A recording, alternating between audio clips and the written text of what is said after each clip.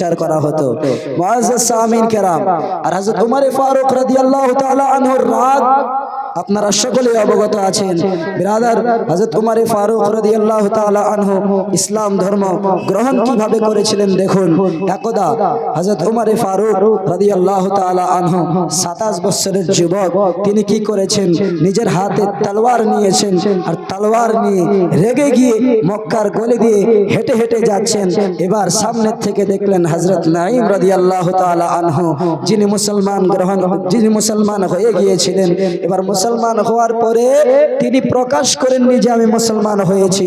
এবার যখন দেখলেন যে ওমর ফারুক রাদিয়াল্লাহু তাআলা আনহু রাগ করে হেঁটে হেঁটে আসছে, এবার তিনি যেন জিজ্ঞাসা করলেন, ওমর বলো বলো কোথায় যাচ্ছ, কি হয়েছে, কেন এমন রেগে গিয়ে যাচ্ছ? এবার ওমর ফারুক রাদিয়াল্লাহু তাআলা আনহু যেন বলতে লাগলেন, হে নাঈম শোনো শোনো, আমি আজকে যে যাচ্ছি তার একটা বড় উদ্দেশ্য রয়েছে গো।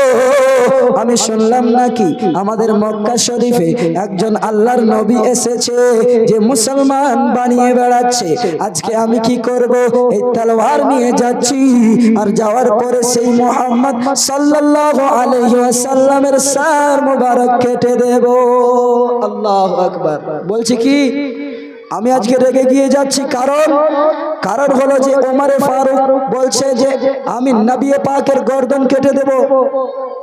আজ পর্যন্ত কারো সাহস হয়নি যে কেউ এই কথা চিন্তা করে যে নবী পাকের উপরে হামলা করবে। সেই সময় যারা গরিব সাহাবী ছিলেন, যিনারা প্রথম মুসলমান হয়েছিলেন, তাদের উপরে অত্যাচার করা হতো। সেই জায়গার কাফিরেরা অত্যাচার করত, জুলুম করত, জালিম ছিল, কিন্তু কেউ আজ পর্যন্ত এতটা সাহস পায়নি যে ডাইরেক্ট গিয়ে আমরা নবীর উপরে হামলা করব। আল্লাহুস সামাদ। যখন এই সাহসটা নিয়েছে, এবার নবী পাককে কতল করার জন্য বের হয়েছে।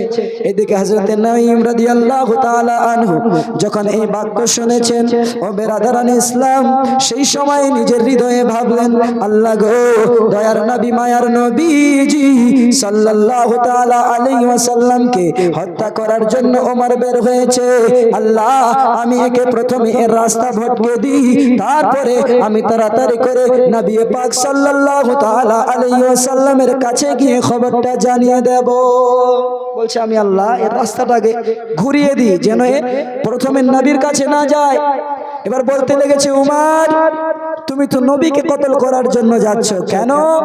কারণ হলো এটা যে নবী মুসলমানের ধর্ম প্রচার করছে, মানুষ মুসলমান হচ্ছে নবী পাকের চরিত্র দেখে, ব্যবহার দেখে।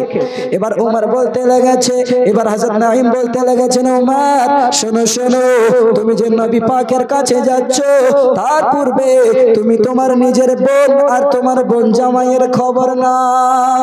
বলছে তুমি যেও না, আগে নবীর দরবারে যেও না, তুমি নিজের বাড়ির খবর নাও।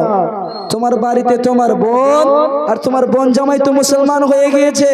আর যখন এই কথা শুনেছে হযরত ওমর ফারুক, তিনার রাগ আরো আসমানে পৌঁছে গিয়েছে। আল্লাহু আকবার। তিনি বেশি করে রেগে গিয়ে এবার তাড়াতাড়ি করে চললেন নিজের বোনের বাড়ির দিকে। যখন বোনের বাড়ির দরজায় গিয়ে উপস্থিত, ভিতর থেকে যেন কোরআন শরীফ পড়ার আওয়াজ শুনতে পাচ্ছেন। যখন কোরআন শরীফের তেলাওয়াতের আওয়াজ শুনছেন, নিজের কান লাগিয়ে শুনে আছেন। খুব মিষ্টি আওয়াজ, খুব মধুর কথা, সুন্দর কথা, কোরআনের বাণী যখন শুনতে লেগেছেন, আল্লাহুস সামাদ, এই দিকে নিজের হৃদয় একটু নরম হতে লেগেছে। আল্লাহ আল্লাহ, এবার তিনার হৃদয়ে খেয়াল চলে এসেছে যে আমি তো আমার বোনকে মারার জন্য এসেছি, আমার বোনকে তো আমি শাসন করার জন্য এসেছি, আমি কোরআন শুনে আমি কেন দিওয়ানা হয়ে যাচ্ছি? এবার নিজের রাগকে জাগিয়ে দরজার মধ্যে আওয়াজ দিলেন, কে আছো? দরজা খোলো। বলছে বোন, দরজা খোলো। তোমার ঘরের ভিতর থেকে কিসের আওয়াজ শুনতে পাই? যখন দরজা খুললেন, আল্লাহুস সামাদ, সেই সময় হযরত খাব্বাব রাদিয়াল্লাহু তাআলা আনহু তিনি কোরআন শরীফ পড়াচ্ছিলেন। তিনি যখনই ওমরের আওয়াজ শুনেছেন, পিছনে ঘরের পিছনে লুকিয়ে গিয়েছেন। আল্লাহ আল্লাহ, মুআজ্জাজ সামিন কেরাম, এবার যখন ওমর ফারুক ঘরের ভিতরে প্রবেশ, সেই সময় তিনার বোন সামনে এলো।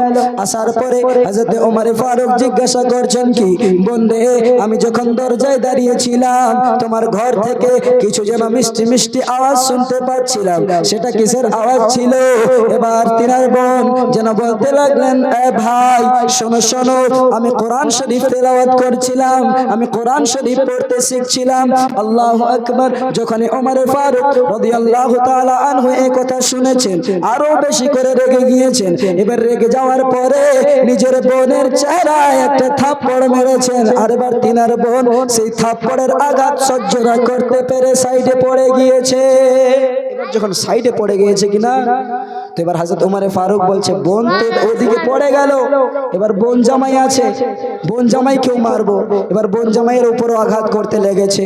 হযরত ওমর ফারুকের বোন দাঁড়িয়ে গিয়ে বলতে লেগেছে, এদিকে নাক থেকে রক্ত বের হতে আরম্ভ করেছে, আর বলতে লেগেছেন, এবার বলতে লেগেছেন যে ওমর শোনো, তুমিও যদি জিদ করে এসেছো, তুমি যদি রাগ করে এসেছো যে আমাকে তুমি মারবা, আমার স্বামীকে তুমি আঘাত দিবা, তো দিয়ে দাও আঘাত, আমি সহ্য করতে রাজি আছি। কিন্তু আমি যে মুসলমানের ধর্ম গ্রহণ করেছি, এক আল্লাহর উপরে বিশ্বাস করেছি, তো আমি বলতে চাই ওমর শোনো, তুমি যেই বাপের বেটা আছো সেই বাপের বেটি আমিও। তুমি জিদ করেছো আমাকে মারবা, তুমি মেরে ফেলো, কিন্তু তবুও আমি আমার ধর্মকে ছেড়ে আর তোমার ধর্মে যাব না। আল্লাহুস সামাদ। হযরত ওমর যখন এই কথা শুনেছেন, শোনার পরে আবার মারতে লেগেছেন। মারতে মারতে কিছুক্ষণ পরে দাঁড়ালেন। এবার দাঁড়ানোর পরে বলতে লাগলেন, যাই হোক, যা হয়েছে হয়ে গিয়েছে, কিন্তু আমি দরজায় দাঁড়িয়ে যে তোমার ভিতর থেকে আওয়াজ শুনতে পাচ্ছিলাম, সেটা কিসের আওয়াজ ছিল? এবার তিনার বোন বলতে লেগেছেন, ভাই গো শোনো, সেটা অন্য কিছু নয়, সেটা কোরআন শরীফের আওয়াজ ছিল, আমরা কোরআন শরীফ শিখছিলাম। এবার উমর রাদিয়াল্লাহু তাআলা আনহু যেন বলতে লেগেছেন, বোন আমাকে একটু শোনাও, আমিও শুনতে চাই কোরআন শরীফ শুনতে কেমন। এবার হযরত ওমর ফারুক রাদিয়াল্লাহু তাআলা আনহুকে কোরআন শরীফের কিছু বাণী শোনা হলো। সেই জায়গায় কোরআন শরীফের গালিবান 15 থেকে 17টি আয়াত শোনানো হলো।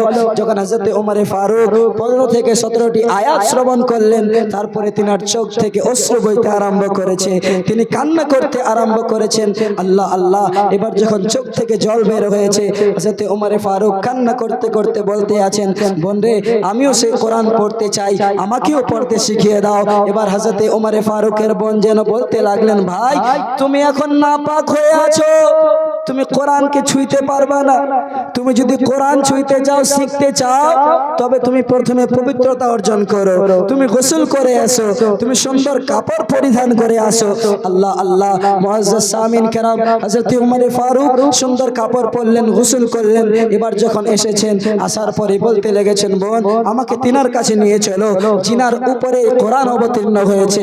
আল্লাহুস সামাদ। মুআজ্জাজ সামিন কেরাম, হযরত ওমর ফারুক যখন নবী পাক সাল্লাল্লাহু তাআলা আলাইহি ওয়াসাল্লামের দরবারে নিয়ে গেলেন তিনাকে, এবার হযরত ওমর ফারুক বাইরে দাঁড়িয়ে আছেন, দরজায় আওয়াজ দিয়েছেন, ভিতর থেকে সাহাবীগণ ভয় খেয়ে গিয়েছেন। আল্লাহ, ওমরের হাতে তলোয়ার, আর ওমর এমন রেগে গিয়ে এসেছে, আল্লাহ হয়তো এখন নবী পাক সাল্লাল্লাহু তাআলা আলাইহি ওয়াসাল্লামকে আঘাত দেবে। আল্লাহ আল্লাহ। মুআজ্জাজ সামিন কেরাম যখন এই দৃশ্য দেখেছেন, এবার কি করলেন, ভিতর থেকে সাহাবীগণ, নবী পাক সাল্লাল্লাহু তাআলা আলাইহি ওয়াসাল্লাম পিছনে, সামনের দিকে সাহাবীগণ দাঁড়িয়ে গিয়েছেন। এবার হযরত হামজা রাদিয়াল্লাহু তাআলা আনহু বলতে লেগেছেন, কে এসেছে? ওমর এসেছে, তোমরা ওমরকে আসতে দাও, ওমর যদি আজকে মারার নিয়তে এসেছে, ইয়া তো আমি তাকেই হত্যা করে ফেলবো, আর যদি কলমা পড়ার জন্য এসেছে, তাহলে আমরা তাকে সিনায় লাগাবো। আর পিছন থেকে নবী পাক বলতে লেগেছেন, এই আমার সাহাবীরা, কি হয়েছে, তোমরা সামনের দিকে এত কথা কেন বলছো? এবার সাহাবীগণদের মধ্যে বলতে লাগলেন, হুজুর ওমর এসেছে, হাতে তলোয়ার নিয়ে এসেছে, সে রেগে গিয়ে এসেছে। এবার নবী পাক সাল্লাল্লাহু তাআলা আলাইহি ওয়াসাল্লাম বলতে লাগলেন, আমার সাহাবীরা শোনো, তোমরা রাস্তা ছেড়ে দাও, ওমর আজকে যে এসেছে, সে নিজের ইচ্ছায় আসেনি, বরং গতকাল রাত্রে বেলা আল্লাহর কাছে দোয়া করে আমি তাকে চেয়ে নিয়েছি। জোরে বলেন সুবহানাল্লাহ। বলছে আমার সাহাবীরা, ওমর এমনিতেই আসেনি, আমি তো উমরকে চেয়েছি আল্লাহর কাছে যে আল্লাহ উমরকে আমাকে দিয়ে দাও। তার জন্য উমর এসেছে যে উমর ইসলাম ধর্ম গ্রহণ করবে। আল্লাহুস সামাদ। মুআজ্জাজ সামিন কেরাম, এবার হযরত উমর ফারুককে ভিতরে নিয়ে আসা হলো। হযরত উমর ফারুক রাদিয়াল্লাহু তাআলা আনহু কোরআনের আয়াত শুনলেন, তারপরে ইসলাম ধর্ম গ্রহণ করলেন। তারপরে আরো লম্বা ঘটনা রয়েছে, আমি আমার বক্তব্যকে বেশি লম্বা করব না, শুধুমাত্র এতটুকুই বলবো যে সকলেই নবী পাক সাল্লাল্লাহু তাআলা আলাইহি ওয়াসাল্লামের গোলাম হয়ে যান। তার সঙ্গে সঙ্গে আমার কাছে একটা রিকোয়েস্ট এসেছে যে আমি যেন একটা নাত শরীফ